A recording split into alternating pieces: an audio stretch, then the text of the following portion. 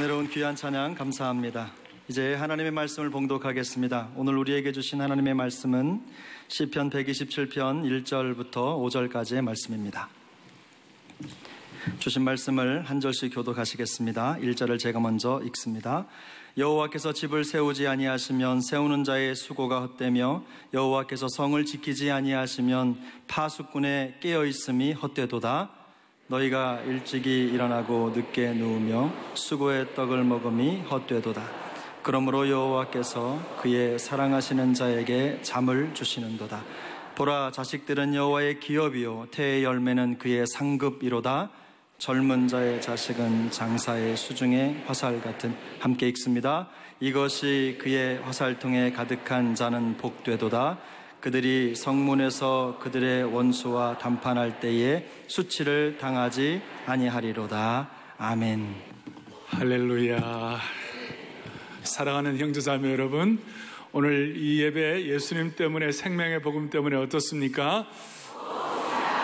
다시 한번 어떻습니까? 우리 가정과 우리 개인의 삶의 모든 무거운 점들이 예수님 때문에 좋습니다 하는 것 때문에 다 벗겨지기를 바랍니다. 그리고 복락의 강수를 경험할 수 있도록 은혜 주셨으면 좋겠습니다. 정말 여러분, 오늘 육체의 모든 한계를 뛰어넘는 영혼의 세포가 춤을 추기를 바랍니다. 저는 지난주에 이어서 지난주에 우리 40일 생명의 공동체를 세우는 사역 끝나면서 우리 일터의 하나님의 나라를 이라는 제목으로 말씀을 드렸고, 오늘은 내 가정의 하나님의 나라를 이렇게 말씀을 주제로 정하고 말씀을 전하겠습니다. 왜냐하면 내 가정의 하나님의 나라를 이루라고 한 것 이유가 뭐냐면, 여러분 요즘은 가정이 선교지입니다. 가정이 뭐라고요?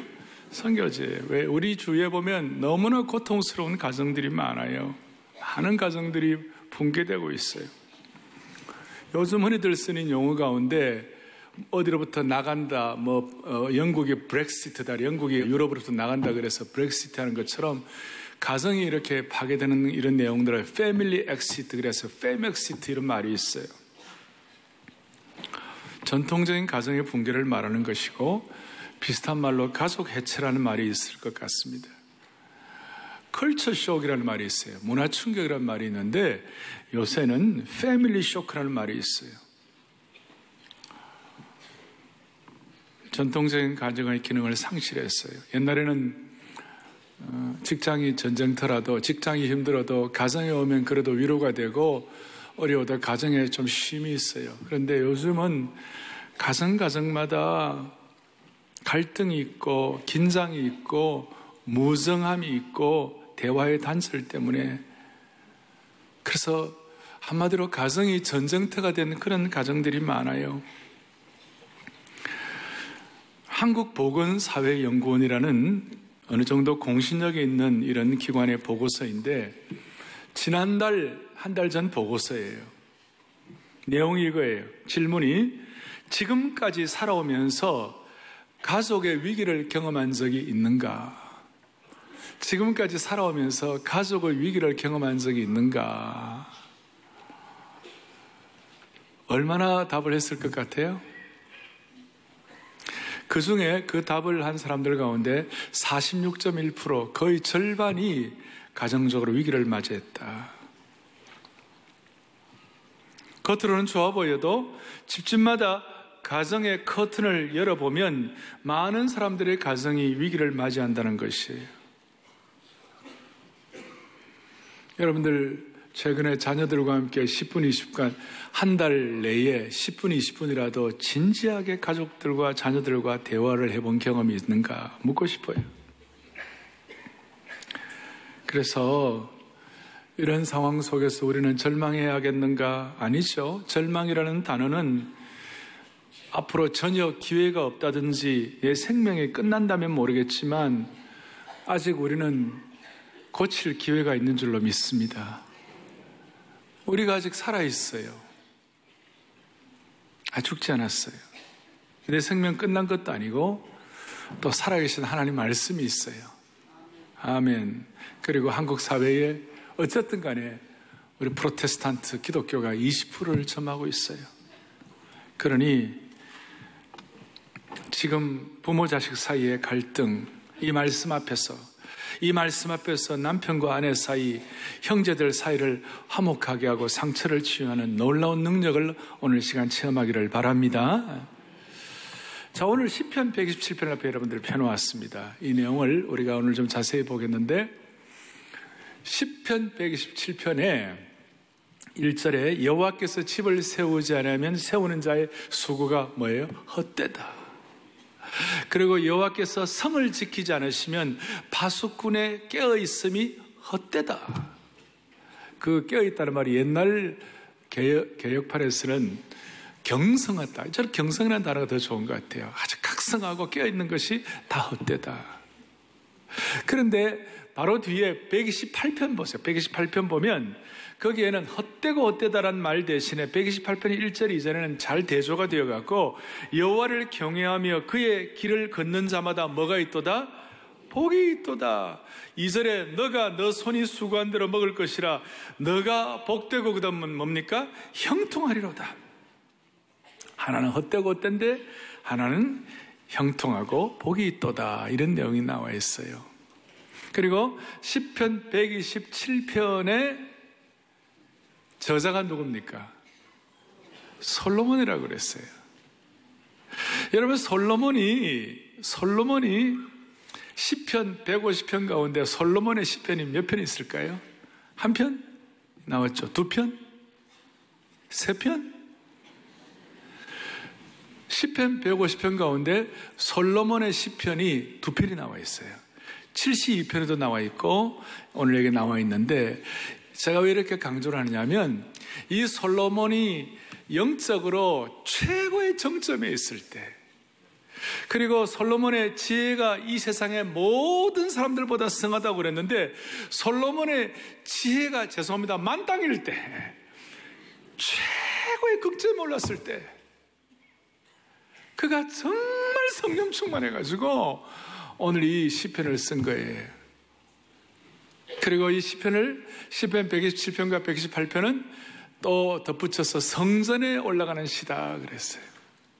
그러니까 이스라엘 백성들이 성전에 예배드리러 왔을 때, 예배드리러 갈 때에 모든 성도들이 여호와께서 집을 세우지 않으면 세우는 자의 수고가 헛되고 여호와께서 성을 지키지 않으시면 성을 지키는 자의 수고가 경성함이 허사로다, 깨어있음이 허사로다, 이렇게 하고 이런 성경 구절을 암송하면서 성전에 쫙 올라가는 거예요. 오늘 이 말씀 마치고 난 다음에 여러분들 좀 가능하면 시편 127편과 128편 내용 좀 외울 거를 외우셔가지고 우리 교회 성도들 수만 명이 주일날 예배드리러 올라올 때 쫙 이 말씀 암송하면서 올라오고 나갈 때 이 말씀 암송하면서 쫙 나가면 어떨까요?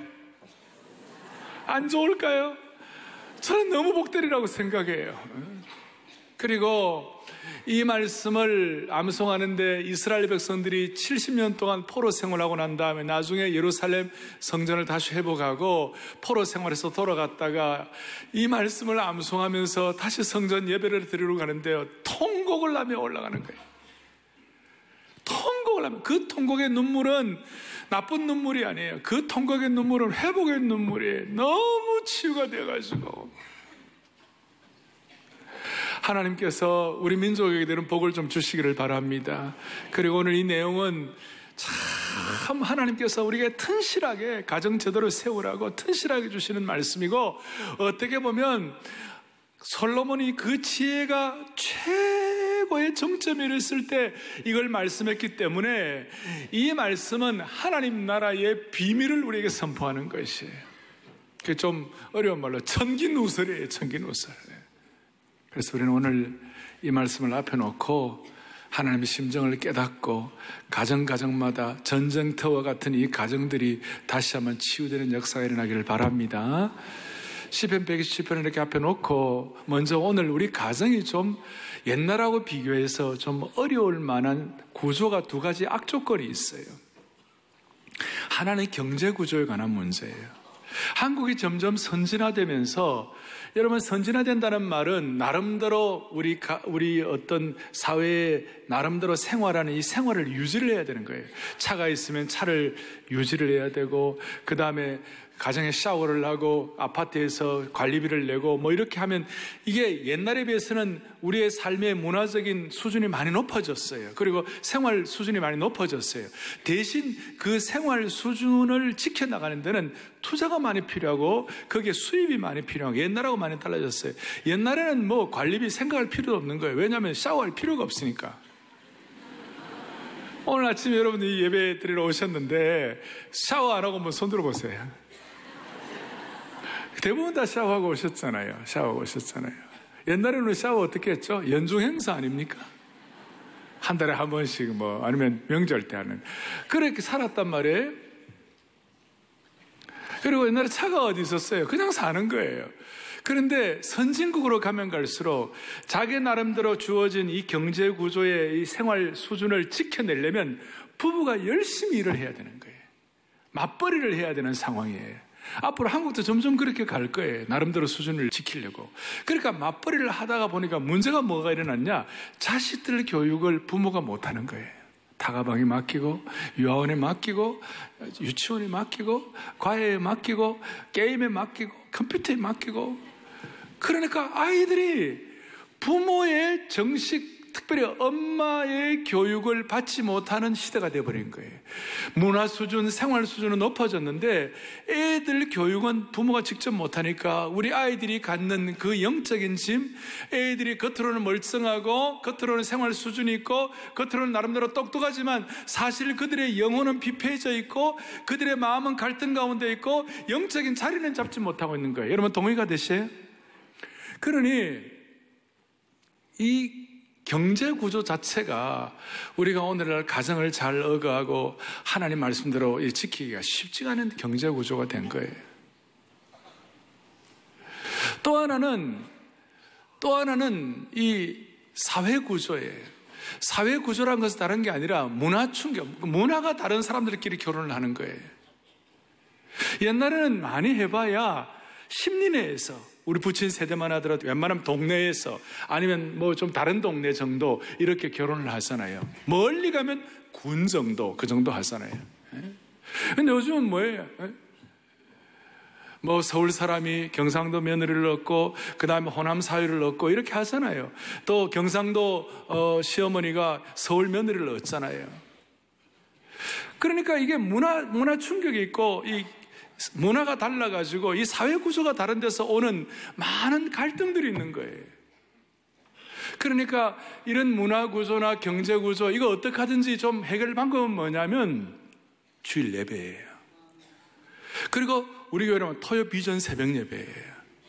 그러니까 진짜 똑똑한 부모님들은요 토요 비전 새벽 예배에 아이들 데리고 나오면 아이들이 어릴 때는 부모가 데리고 가야 되니까 안 오면 안 될 운명에 봉착하잖아요. 그러니까 얘네들이 사춘기 때 사춘기가 없는 거예요. 근데 사춘기 때 잡으려고 데리고 오면 아무도 안 와요. 토요비전 새벽 예배 때 아이들 데리고 오는 부모는 진짜 지혜로운 사람이에요. 그 다음 주일날 저는 참 주일날 지혜로운 부모가 어떤 어른들이 지혜로우냐면 주일날 얘들아 우리 주일 예배 드리고 일주일에 한 번씩 식사하자. 물론 뭐 여러분이 준비하는 건 아니지만 우리 교회 근처에 식당 가가지고 주일날 같이 예배드리고 사위 며느리 자녀들하고 같이 주일날 예배드리고 난 다음에 오늘 이 예배는 딱 예배드리고 마치면 딱 점심시간이네. 그래가지고 식사하는 그 부모님들은 진짜 똑똑한 분들이에요. 왜냐하면 이런 차이를 극복할 수 있는 최고의 기회를 얻는 것이에요. 나는 우리 교회에 있는 수많은 가정들이 이런 축복을 받기를 원하는 것입니다. 그러니까 1, 2예배 마치고 가면 브런치를 먹기가 쉽고 2부 예배 마치고 가면 점심 드시기가 쉽고 3부 예배 마치고 나면 늦은 점심은 괜찮고 4부 예배 마치고 나면 티 할 수 있어요. 티타임 할 수 있어요. 그러니까 가족들이 주일 예배에 같이 나와서 어른이 얘야 우리 일주일에 한 번은 만나야 안 되겠나? 이런 신앙의 어떤 공동체가 아니면 1년에 한두 번 만나기도 힘들어요. 같이 살면서 같이 예배를 드리면서 같이 가족들과 함께 주일에 점심 식사 이런 지혜가 필요한 게 그만큼 우리에게는 이 경제구조 사회구조의 차이가 크다는 것이에요.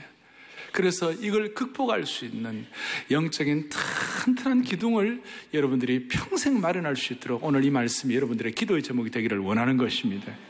그래서 오늘 제가 몇 가지 오늘 말씀을 통해 차근차근 우리의 흔들리는 이 시대 가운데, 전쟁터 같은 가정 가운데, 이 그야말로 가정 쇼크, 패밀리 쇼크 있는 이 시대 가운데, 위기가 없는 가정, 아까 반 정도라고 그랬는데 실제로 3분의 2 이상 아니겠어요? 예수를 믿어도 이런 위기를 극복했으니까 오늘 이 자리에 있는 것이지, 가정마다 다 어려운 거 많이 있지 않겠어요? 그럴 때 어떻게 할 것이? 기도 제목 첫 번째 1절 여호와께서 집을 세우지 아니하시면 세우는 자의 수고가 뭐하다고요? 헛되다. 첫 번째 기도 제목은 뭐냐면 하나님께서, 주님께서 우리 집을 세우도록 하라는 것이에요. 주여, 주님이 우리 집을 세워주시옵소서. 이게 일반적인 기도의 제목 같지만 말씀 가운데 보면 꼭 그런 거 아니에요. 많은 여기 내용이 함의가 포함되어 있어요. 많은 뜻이 포함되어 있어요. 무슨 뜻인가? 여기 집을 세운다는 말은 본래는 성전을 세운다 그 뜻이에요. 그리고 성전을 세운다는 말을 오늘 이 시대의 해석적인 입장에서, 이 구원 역사의 입장에서는 우리 가정을 세운다고 해석하더라도 그렇게 무리한 해석은 아니에요. 오늘 이 내용은 솔로몬이 절감을 한 거예요. 하나님께서 집을 세워야지. 왜냐하면 솔로몬의 아버지가 누구였죠? 다윗이었어요. 다윗이 하나님 앞에서 은혜를 받아 하나님, 자기 마음에 불타는 소원이 있었어요. 시편 69편 9절에 보니까 주의 집을 위하는 열심히 나를 삼켰다 그랬어요. 무슨 말인가 하면 다윗의 마음속에 하나님의 집을 짓기를 원해, 성전을 짓기를 원했어요. 그리고 다윗의 마음속에 주의 집을 짓고 싶은 그의 열성이 다윗의 마음과 인생을 활활 불태울 정도로 그런 열심을 가지고 주의 집을 짓고 싶어 했어요. 이제 그러면서 나단 선지자에 가서 내가 주의 집을 지어도 좋겠느냐고 이렇게 물으니까 괜찮지 않겠냐고, 그 열심을 나단도 아니까. 그런데 어느 날 나단이 와가지고 당신은 손에 피를 너무 많이 흘렸기 때문에 당신은 집을 세울 수가 없다. 그 말을 듣는 순간 다윗이 너무 열받아서 꼬꾸러졌다, 그런 성경은 없어요. 열받지 아니하고 그렇습니까? 그러면 내 아들이 세우게 하시고 대신 나는 주의 집을 세우는 모든 준비를 다 하겠습니다. 여러분, 다윗이 정말 훌륭한 사람이에요. 그러면서 솔로몬이 그렇게 깨달았어요. 자기가 성전을 지으면서, 주의 집을 지으면서 여호와께서 집을 세우셔야 된다. 철저히 깨달았어요. 솔로몬은 사람이 짓는 집이 있고 하나님이 세워주는 집이 있다는 것을 구별이 된 것이에요. 오늘 사랑하는 성도 여러분, 사랑의 교회에 속한 우리 온 성도들의 가정은 주님이 세워주시기를 바라는 것이에요. 사람이 짓는 집이 있고 하나님이 지어주는 집이 있는데요, 많은 사람들이 사람이 짓는 집을 짓고 있는 사람들이 많아요. 어떤 부부가 18평 아파트라도 있으면 좋겠다 그래가지고 열심히 18평 집을 구했어요. 그리고 샀어요. 그리고 또 부부가 또 열심히 해가지고 소원이 뭐냐면 넓히세, 우리 집을 넓히세. 그리고 18평에서 25평, 그 다음에 38평, 그 다음에 42평, 그러다 58평까지 올라간 거예요. 감사합니다. 그런데 자기 집을 짓는 겉으로 집을 짓는데 너무 애를 쓰다가 하나님이 집을 세운다는 것을 잊어버리고 인간적인 수고만 하다가 나중에는 집 짓는다고 부부간의 어떤 그런 감정, 부부간의 이런 것들은 서로 조화를 시키지 못하고 서로 갈라서 버린 거예요.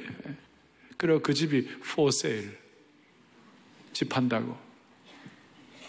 해외, 미국 같은 데는 많은 경우 반 이상이 그 집 앞에다가 for sale 그래가지고 그 사인보드에다가 나와 있는 그 집을 판다는 팻말이 나와 있는데 그 중에 반 이상의 부부간이 어려워져가 이혼해가 집 파는 그런 데가 많아요.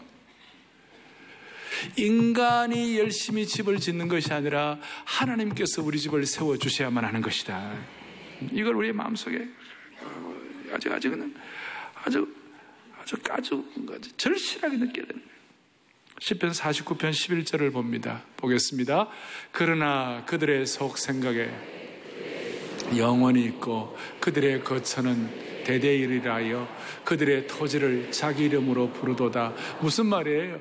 자기 집 짓고 난 다음에 이거 우리 집이다. 그리고 문패 이름 탁 단다는 거예요. 그리고 딱 마음에 어떤 자신을 갖는다는 거예요. 그런데 그게 아니죠. 16절 보세요. 49편 16절.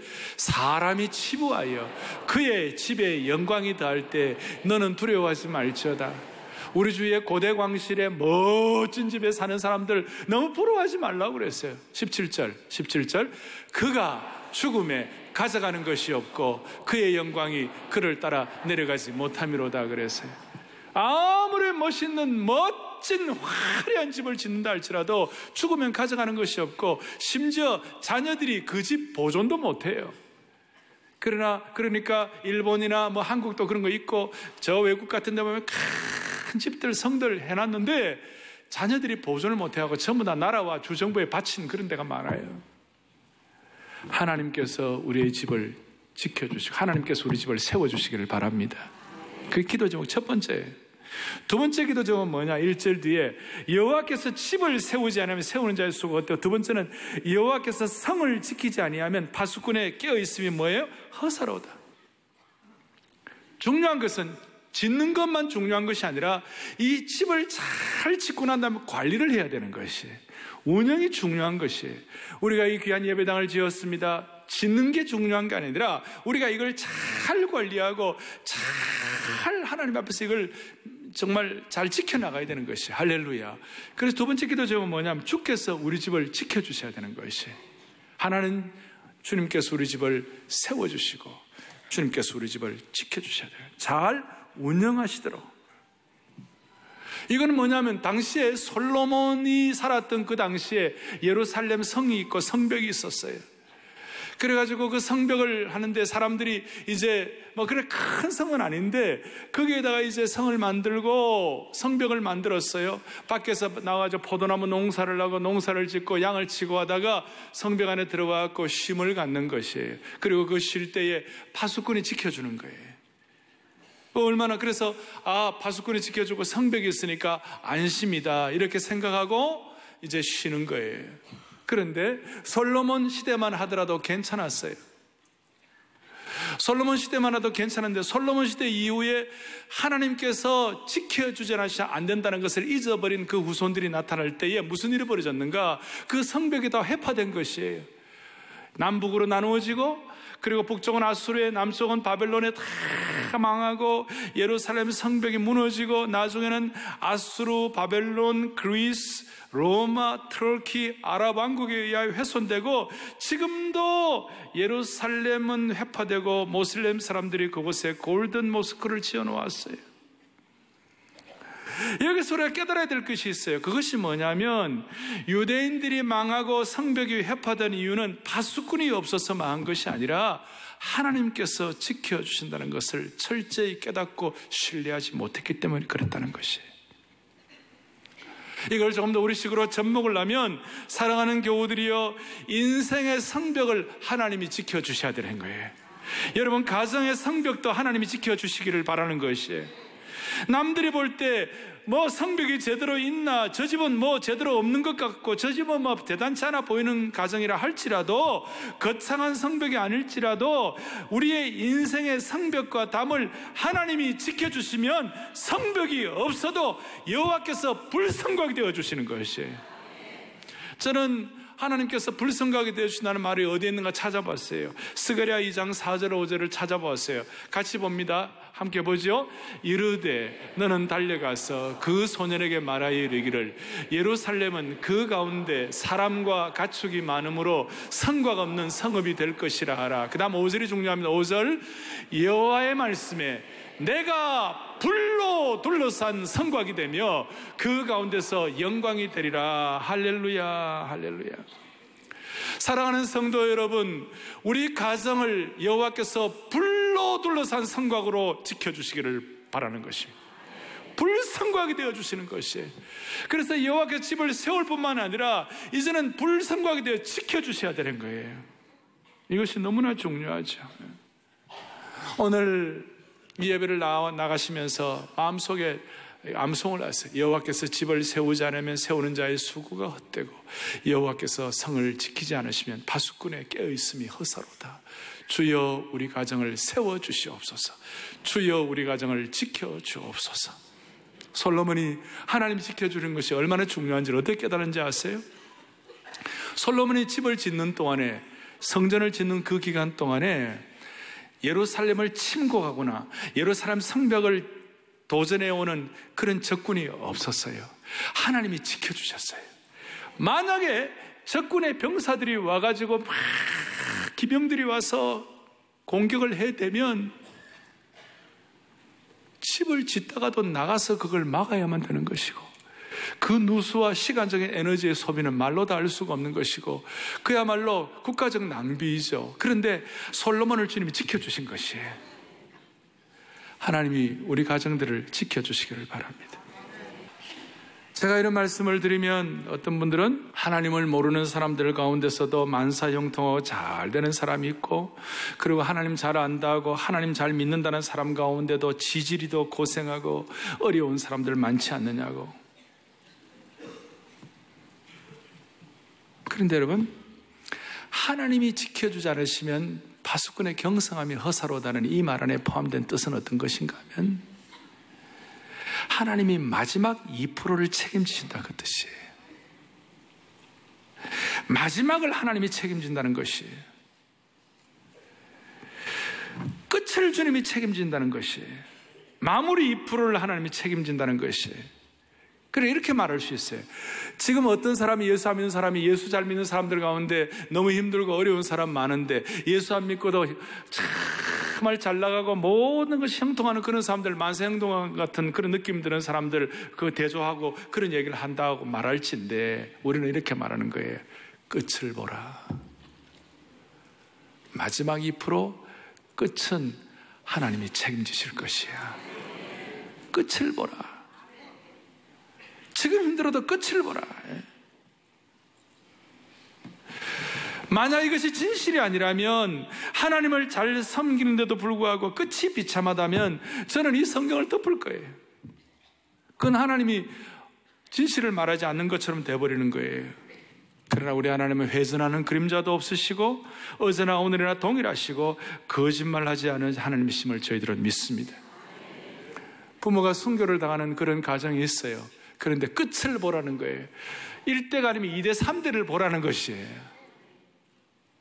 저희들 부모 세대에 예수 잘 믿는 분들, 저희들 할아버지, 저 증조모 세대에 예수 잘 믿는 분들 핍박당하고 얼마나 고통과 고난 가운데 돌아가신 분들이 있어요. 근데 끝을 보라는 거예요. 2대, 3대, 4대, 5대 내려가면서 끝을 보라는 것이에요. 그것이 하나님께서, 여호와께서 집을 지키지 아니하시면, 성을 지키지 아니하시면 파수꾼의 경성함이 허사로다. 마지막 2%를 하나님이 방점을 찍으신다는 것이, 오늘 이거 우리가 믿으십시다. 그래서 이 사회구조, 경제구조가 복잡한 이 시대 가운데, 그야말로 전쟁터와 같은 이 가정들의 어려움이 있는 이 시대 가운데 주여 우리 가정을 세워주실 줄로 믿습니다.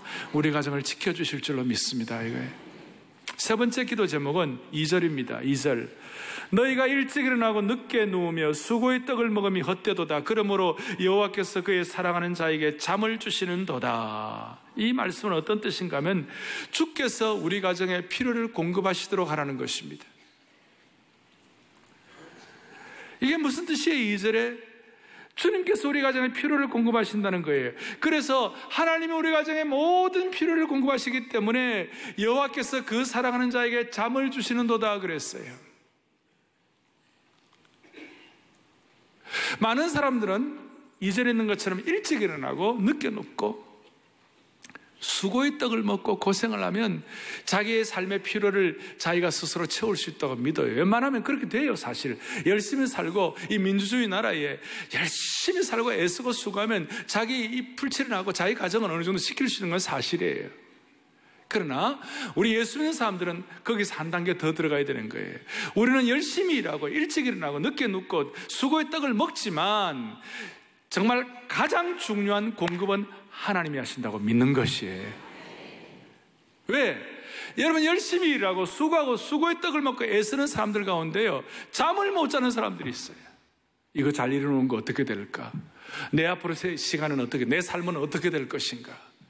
내 앞으로의 작년의 미래는 어떻게 펼쳐질 것인가?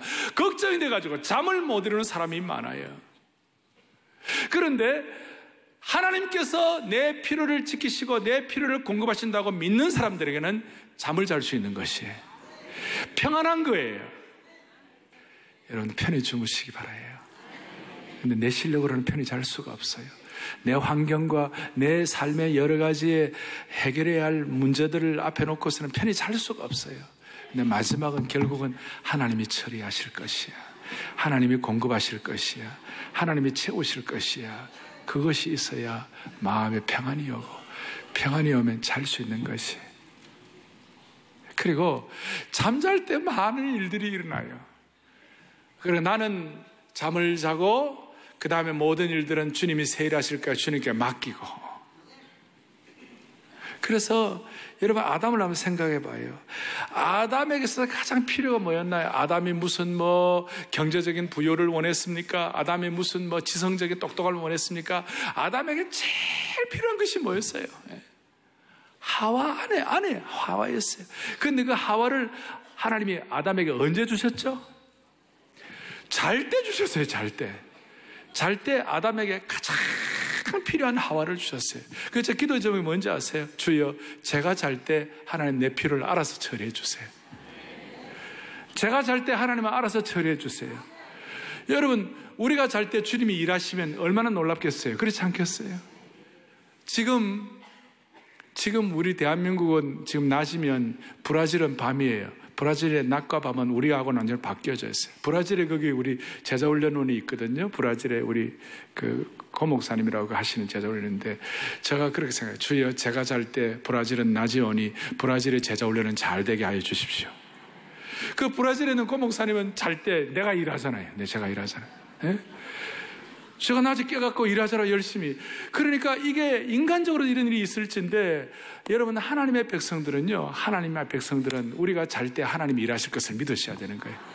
찬송 가운데 내 눈을 들어 두루 살피니 산악이라. 날 돕는 구원자 어디서 오나, 어디서 오나. 하늘과 땅을 지키시느니 졸지도 않고 주무시지도 않고 지켜주신다. 여호와 나의 보호자신이 늘 지키며 오른편 그늘 대신 날개로 가려주사 낮에는 해가 상치 못하며 또 밤에 달이 해치 못하네. 쉬지도 않고 지켜주시네. 할렐루야. 네. 그러니까 오늘 주님이 우리를 지켜주시는 것을 우리가 믿으셔야만 되는 것이에요. 우리가 얼굴 환하게 펴고 주님이 우리에게 잠을 주신 것을 믿고, 주님이 지켜주셔서 주님께 맡기고, 우리가 마음에 평안을 주시는 가운데 내 필요를 주님이 채워주실 것을 믿고, 아담에게 하와를 주셨듯이 하나님이 나를 지켜주시고 공급하실 것이다. 오늘과 젊은 분들 그거 믿으시기 바라요. 아내 될 사람 뒤를 쫄쫄쫄 따라다니지 말고 주님 앞에 맡기고 잘 주무시고 일찍 일어나가지고 신선한 마음으로 열심히 하면 나중에는 아내 될 사람이 쫄쫄쫄 여러분을 따라다닐 거예요. 놀라운 진리예요. 첫 번째, 주여 우리 가정을 세워주십시오. 주여 우리 가정을 지켜주십시오. 세 번째, 주여 우리 가정의 필요를 공급해 주실 줄로 믿습니다. 지켜주신다는 거예요. 마지막 기둥은 여러분들의 자녀들 문제를 주님께 들고 나가셔야 되는 거예요. 3절, 4절, 5절에 보라, 자식들은 여호와의 기업이요 태 열매는 그의 상급이라고 그랬어요. 4절에 젊은 자의 자식은 장사의 수종의 화살과 같다고 그랬어요. 그리고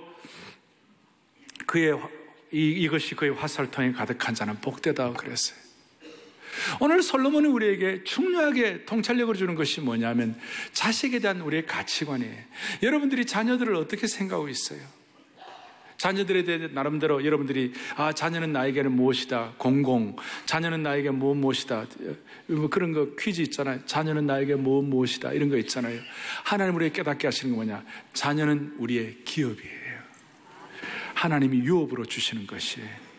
그리고 자녀는 우리에게 상급이에요. 선물이에요. 하나님이 알아서 주실 때 받는 거예요. 세 번째, 자녀는 우리에게 화살이에요. 그 화살은 잘 준비되고 강력하게 잘 예비된 화살은요, 필요할 때 적군의 가슴을 뚫을 수 있는 그런 힘을 주시는 것이에요. 이것은 당시 고대 근동사회의 일반적인 부모가 갖는 자녀관과는 완전히 배치된 것이에요. 그것이 뭐냐? 그 당시에 고대 근동사회의 일반적인 부모가 갖는 하나님 믿지 않는 자녀관은 뭐냐면 자녀는 자기의 소유라고 생각했어요. 자녀는 내 거라고 생각했어요. 자녀는 내 거라고 생각하니까 그 자녀들이 어떨 때는 막 내 거니까 그냥 우상에게 제물로 바치기도 하고, 그 자녀가 내 거니까 어떤 노예로 팔기도 하고, 자녀가 내 거니까 그냥 정략 결혼도 시키고, 그러니까 그 다 자녀가 내 거라고 생각하는데 오는 하나의 현상이었어요. 근데 하나님 우리에게 말씀하시기를 자녀는 네 게 아니야. 자녀는 하나님의 기업이야. 자녀는 하나님의 상급이야. 그리고 자녀는 화살이야. 그리고 내가 몇 명 낳을지를 내가 선택하지 말고 화살의 숫자를 하나님이 선택하도록 만들어드리는 거예요. 그것이 기업이요 상급이라는 것이. 오늘 하나님 앞에서 이 마음 가지면 하나님 아버지 우리 자녀들을 주님께 의탁합니다. 그럴 때 전쟁터와 같은 가정이 하나님께서 세워주시는 은혜가 있게 될 것이에요. 할렐루야. 제가 처음 시작할 때 다시 한번 가정은 선교지라고 그랬습니다. 선교지라고 그랬어요. 이 선교지란 말이 정말 중요한 이유예요. 오늘 이 네 가지를 우리가 기초로 해서 우리 가정의 선교지임을 믿고, 예를 들어서 여러분 남편이 아직까지 신앙생활 안 하고, 여러분 아내의 신앙이 아주 약하고, 부모가 열심히 신앙인데 자녀들은 신앙생활 안 할 때, 또 자녀들이 열심히 신앙생활 하는데 부모가 신앙생활 안 할 때, 부모에게 있어서 부모는 자녀의 선교지예요. 남편은 아내의 선교지라고 말할 수 있어요. 여러분, 선교지는 어떻게 합니까? 선교지에 가가지고 내 것 다 생각할 수 없어요. 여러분, 선교지에 가고는 선교지에 가보세요. 가정은 우리가 파송받은 선교지예요. 가정은 우리가 파송받은 선교지예요. 가정은 선교지이고, 가정은 우리 모두가 파송받은 선교지라고 말할 수 있어요. 남편 역할, 어머니 역할, 자식의 역할, 부모 역할 잘해야 되는 선교지예요. 선교지에 가보세요. 선교지에 가면 말도 잘 안 통해요. 얼마나 답답한지 몰라요. 선교지에 가보세요. 문화가 다르고 습관이 달라가지고 답답하게 짝이 없어요. 그래도 우리는 선교지에 가면 선교지에 복음을 들고 갔을 때 우리의 마음의 자세는 달라지는 것이에요. 불평하거나 막 어려워하지 아니하고 복음적인 심정을 가지고 그 선교지에서 선교사의 마음을 가지고 선교지를 섬기는 거예요. 이런 뜻이에요. 지난 2월 달에 에티오피아에 우리 일군의 그룹들이 선교지에 갔어요. 가고 숙소에 있는데 숙소에 물이 제대로 잘 안 나와요. 쫄쫄쫄쫄쫄쫄 나오는 거예요. 그리고 갑자기 막 찬물이 나오고 뜨거운 물이 안 나오고. 그러니까 그 숙소에 갔는데 그것이 안 나오는 게, 일반적인 입장 같으면 그건 불평하고 막 그래야 되는데 갑자기 불평하려고 그러다가 여기 선교지지. 그 순간 생각에 전환이 일어난 거예요. 선교지지. 선교지에 물 좀 안 넣으면 어때? 당근이지. 그게 불평이 안 되는 거예요. 선교지니까. 여러분, 우리가 오늘 남편으로서, 아내로서 정말 우리가 이 시대 앞에 예수님의 심정을 가지고 우리의 권리를 포기하면서 가정을 억압하는 게 이게 보통 일이 아니에요. 그런데 한 가지, 우리 가정이 선교지구나. 그렇게 생각하면 하나님이 은혜 주실 줄 믿으셔야 돼요. 선교지구나.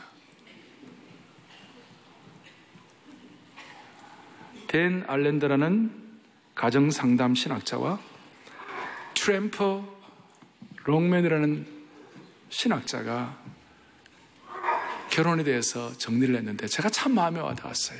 한번 보시겠어요? 결혼이란 것은 그 다음 뭐예요? 자기중심적이고 이기적인 한 남자와 그 다음에 헌신적인 아내? 아니에요.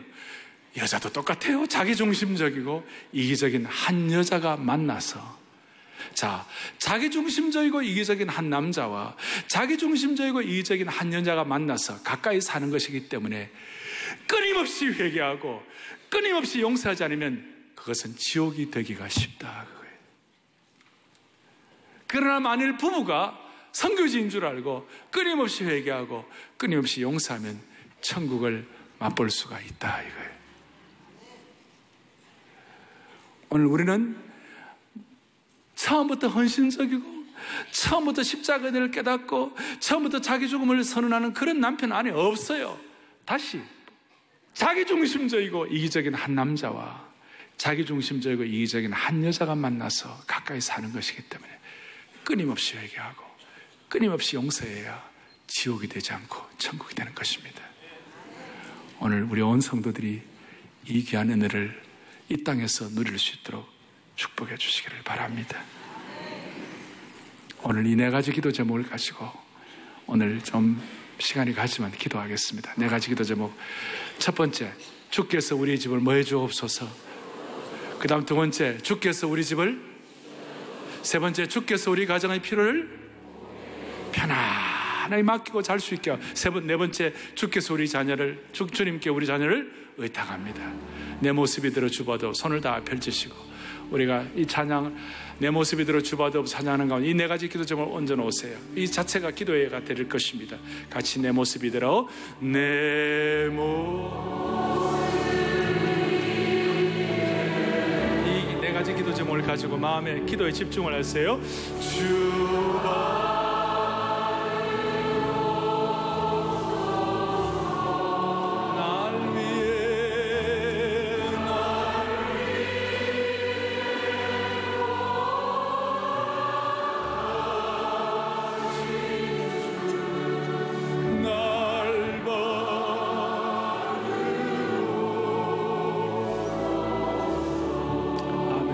가슴에 손을 얹겠습니다. 여러분 나중에 합심기도 나 개인기도 꼭 하시고 돌아가시기를 바라고 제가 마무리 기도하겠습니다. 살아계신 하나님 아버지, 우리 온 성도들, 이 예배에 참석한 성도들의 가정을 주님이 세워주시기를 소망합니다. 세월 뿐만 아니라 주님 앞에 서는 그날까지 우리 온 성도들의 가정을 지켜주시기를 소망합니다. 하나님 아버지, 모든 성도들, 이 안아주심의 본당에 들어온 모든 성도들은 주님께서 필요를 채우신다고 믿고 주님께서 부어하신다는 사실을 확신하면서 그 마음의 평안을 가지고 평안하게 잠잘 수 있게 하여 주시옵소서. 우리 교회에 속한 자녀들을 주님 복 주시기를 원합니다. 그리하여 우리 모두가 다 이 땅에서 가정 천국의 예고편이 되게 하여 주시옵소서. 먼 훗날 우리 자녀들이 아빠 엄마 천국이 어떤 곳이에요 물어봤을 때 얘들아 천국은 마치 우리 집과 같은 곳이란다 말해줄 수 있는 표현하는 은총의 대명사가 되게 하여 주시옵시고, 우리 주위에 있는 사람들, 믿지 않는 분들이 나도 예수 믿으면 당신 가정처럼 될 수 있는가 물어볼 정도로 참으로 하나님께 은혜 받은 가정들로 삼아 주옵소서. 할렐루야. 우리의 가정의 주인이신 우리 주 예수 그리스도를 받들어 간절히 기도 올리옵나이다. 아멘.